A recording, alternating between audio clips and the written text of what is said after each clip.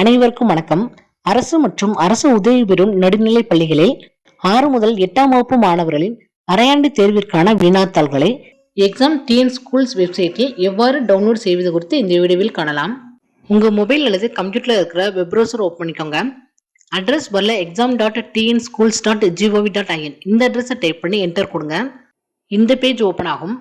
இதுல யூசர் நேம்ல ஹெச்எம்மோட எம்இசிஐடியையும் ஹெச்எம்மோட எம்இசிஐடி யூஸ் பண்ண முடியாத பட்சத்துல கிளாஸ் டீச்சரோட எம்இசிஐடியையும் இன்கேஸ் கிளாஸ் டீச்சரோட எம்இசிஐடி யூஸ் பண்ண முடியாத பட்சத்துல ஸ்கூலோட யூடேஸ் கோடையும் டைப் பண்ணிக்கோங்க.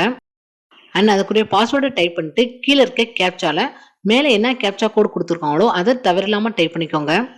தென் சைன்இன் பட்டனை கிளிக் பண்ணிக்கோங்க. இந்த ஸ்கிரீன் ஓப்பன் ஆகும். இதுல இங்க இருக்கிற டிஸ்கிரிப்டிவ் அல்லது மெனுஸ்ல இருக்கிற டிஸ்கிரிப்டிவ் ஆப்ஷனை செலக்ட் பண்ணிக்கோங்க.